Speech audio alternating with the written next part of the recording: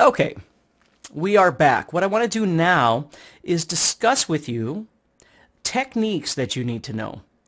And again, please understand these are so incredibly important to get a good handle on. One thing that I find in a lot of players is that they know how to do certain things, but they lack so much confidence when they play that they simply sound scared when they try and execute a certain lick or a phrase or an idea, because they really don't understand the techniques that are involved in whatever it is that they're trying to do.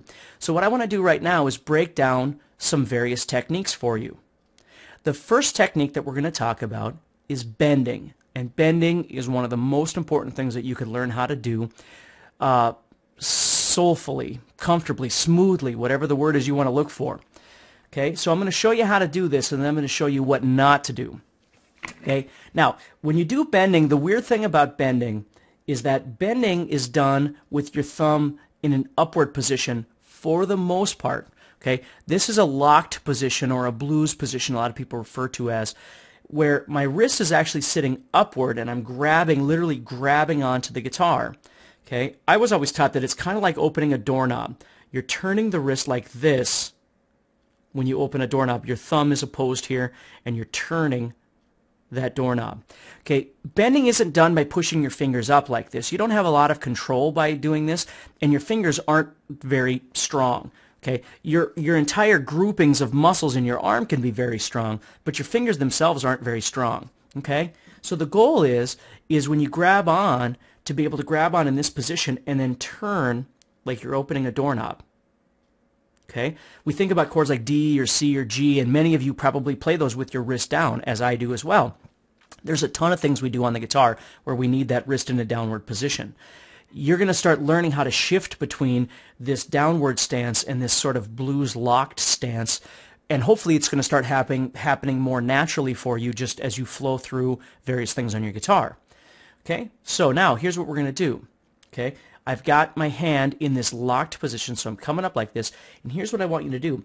I want you to place your first finger on the 3rd string, 5th fret. Now place your middle finger on the same string at the 6th fret, and now place your 3rd finger on the same string at the 7th fret. So you have 3 different fingers on the same string. Now, if you've ever explored this before, you're going to realize that in putting all 3 fingers on there, the only note that you're going to hear is the 7th fret. These other 2 are just back there to help secure that string and help us to do that bending like if we were opening a doorknob. We're not just using 2 fingers, we're grabbing on with the whole hand and turning. Okay?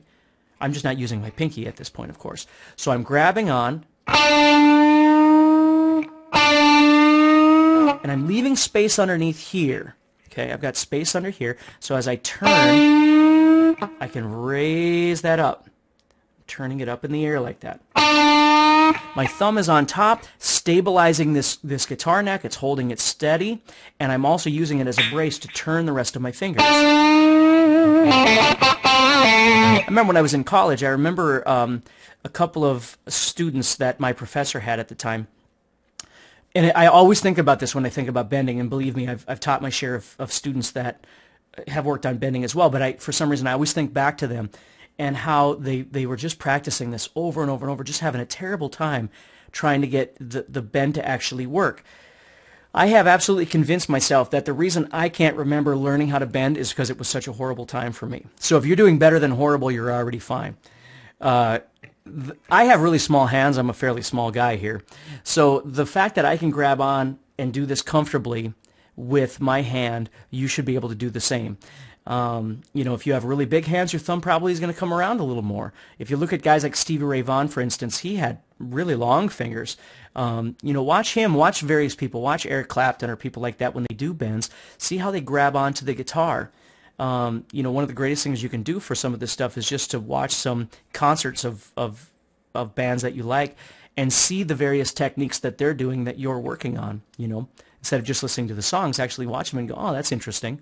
So you're grabbing on, your wrist is upward. Now you're going to notice I'm pushing toward the ceiling, right?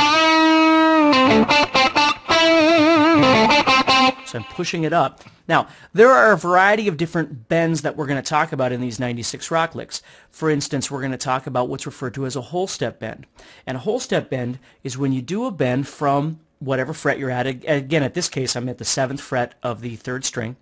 A whole step bend, you're going to want to bend it up so it sounds like the 9th fret, which is a whole step or 2 frets higher. Okay?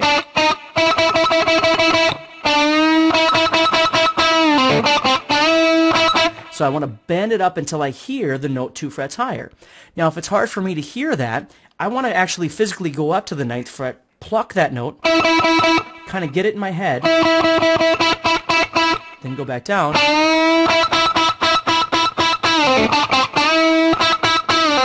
and bend up until I hear that note. Okay, so that's a whole step bend.